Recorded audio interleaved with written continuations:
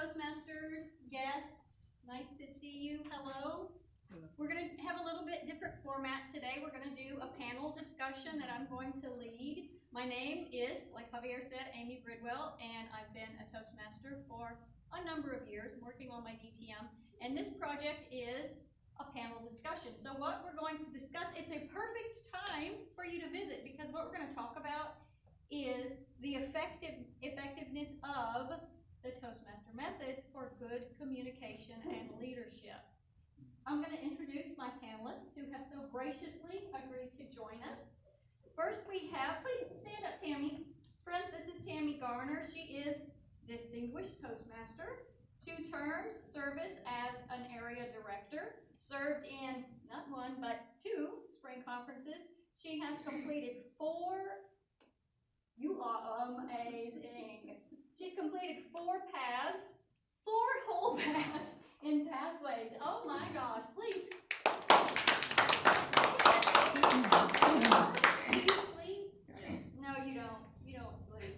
She's completed 4 complete paths in the Pathways Educational Program. Friends, this is Tammy Garner. Please help me welcome Max Lopez. Max? Yes, yeah. Go ahead. Our fellow Toastmaster Max has an ACB. He's on Presentation Mastery Level 3. Nice. He's working on his first DTM. He has service as presentation or presenting the 2017 Spring Conference. Yes. Presenting. So thank you, Max, for joining us. So to begin our discussion, obviously we're going to talk about the Toastmasters method. So as I understand what that method is, I think of Ralph Smedley. So who has seen the YouTube clip of Ralph Smedley? It's just like a little 2-minute zip, zip, zip. Do you want to like pinch his cheek?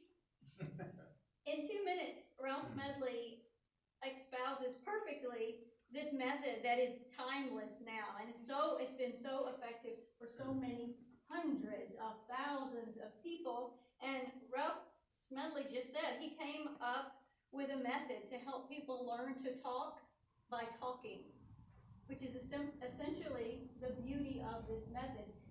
This is particularly efficacious for me because as a catechist, part of the natural way we teach our kids is through discovery in experience. It's virtually the same thing. So Tammy, yes, tell us some of the ways that the Toastmaster method has enhanced your life and your career. actually I don't think it's affected my career so much. I had already done a lot of public speaking growing up. I was actually a speech major in college. I was going to be the greatest debate coach the state had ever known. However, when I got to the College of Education, I discovered that we weren't going in the same direction. I ended up going into a career in retail management, but I believe that my speech training helped me both to ascend within leadership in business, but I put it down.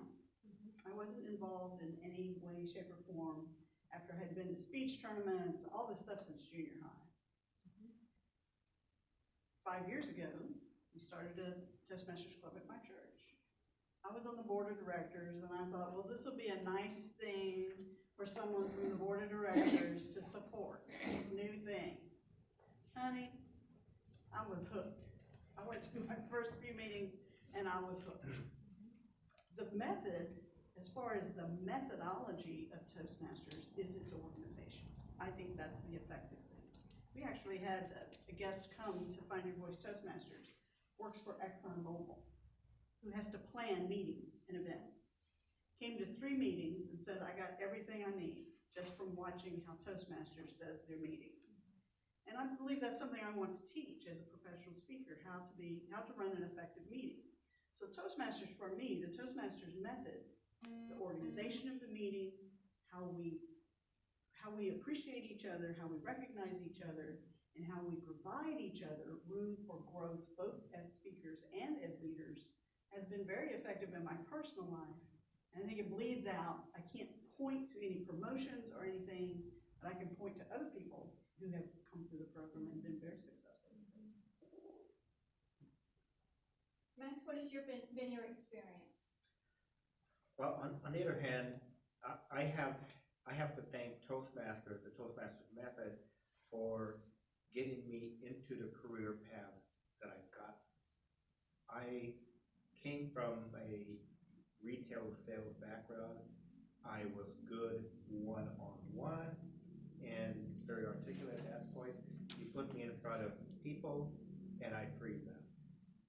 And I developed stuttering, which, lo and behold, the Toastmasters method of learning the process of building a conversation, building your talk, helped me get past some huge barriers.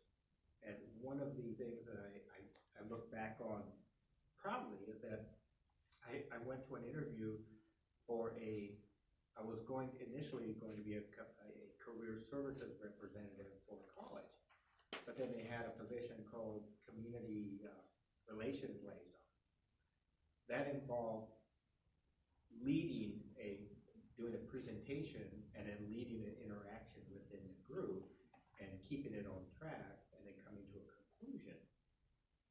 I decided I would interview for that position as well, so I ended up going in there, and I felt so comfortable to the point where the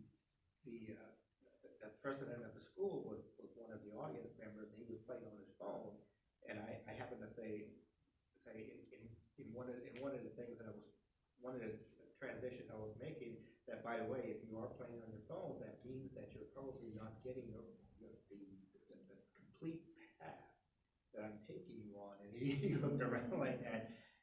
I got the job, I think, because I was good at what I did.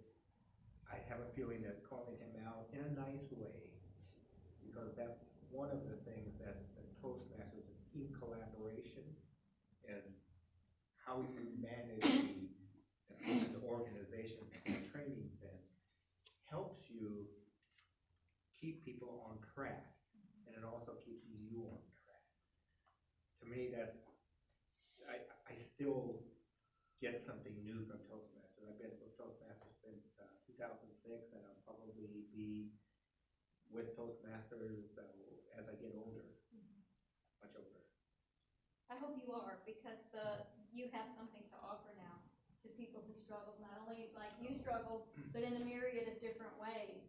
I want to talk about, I had a particular aha moment just in the last year of my Toastmasters journey, and my history with Toastmasters is a little bit different than a lot of my fellow Toastmasters, because I actually joined Toastmasters because my daughter was having trouble just communicating socially.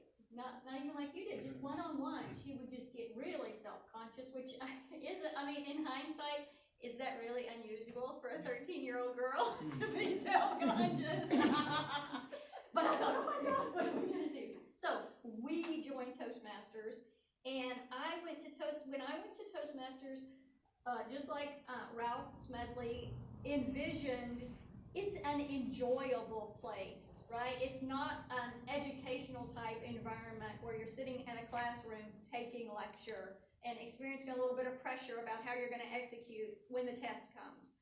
It's a pleasant environment where everyone is really supportive of one another. But in that experience, in those times, I just enjoyed myself, and I kind of learned the method. I was able to give feedback, I had good evaluations, and I kind of got called out on a speech I gave last year. My evaluator said, you give all this good advice, but you don't take any of your own advice, because I was having a good time. I would wing it with most of my speeches. I threw in, if I thought of a slang phrase, I'd throw in a slang phrase. Great, you're having a good time, but what does that tell your audience? You think of yourself, and what does that tell your audience? You think of them, that you just kind of come through real flippantly. And so I had a really introspective moment, and he really prompted me to step it up. Why are you here, just to have a good time? Is that it? And so that was really a pivotal moment for me in Toastmasters. Do you guys have a similar experience or similar aha moment you can share? I think over the last 5 years, I've had a lot of aha moments, one of which being exactly what you talked about, which was winging it. It's so hard when you got everything going on. You feel like you're juggling several balls, both in professional, family, and just you name it. There's things that keep coming up that preparing, outlining, and actually preparing a presentation kind of slips off the table. And then you wind up going to an outline so that I know 1, 2, 3, and the end without really taking the time. And that if there was one thing I could say was going to be my New Year's resolution, it's going to be I will prepare, I will write a speech, and not only will I write a speech in English, but I'll do it in Spanish too, because I can't write in Spanish, and I can't do that. It's made me want to focus on it. Like I said, big, huge aha moment. I think that's really interesting because we can come to Toastmasters. Some people, this is a social outlet. Not necessarily in this club as an advanced club, but in our regular community clubs or even our corporate clubs. This is a place where they connect with people. They may not connect with people anywhere else. They may not go to church. They may not have sorority. This might be their social outlet. And so they might be there for the party. And I think Toastmasters, a club, can provide that environment for someone who needs that. But I agree with both of you that once you get to a certain place, you become aware that what we say has an impact. There's a reason why these people are an audience, and they do deserve our respect. They do deserve our attention and our very best. When you've been in the program a while, you come to understand I'm bringing quality. At Find Your Voice, we have our motto is encouragement, enthusiasm, and excellence. And we try to do those 3 things in all that we do. And I can tell you, I learned something. I don't know about you all, but I learned something at every Toastmasters meeting I go to. Whatever the speech is about, I learned something. And that is very valuable to me individually and has helped me come back. And it challenges me when it's my turn to speak. I want to make sure that I'm bringing something of quality because I've been on that thing where, oh man, I got to give a speech next week. And just thrown something together, 3 points in the, introduction, 3 points in the conclusion, try to make it clever, try to make it something that the audience will remember, but to really put your heart into it and really make it something of substance because of me, of what I'm about, my integrity. I think the Toastmasters method provides for that. And that's where we grow. That's where really we grow as leaders and speakers. Completely agreed. One of the things that Toastmasters kind of get by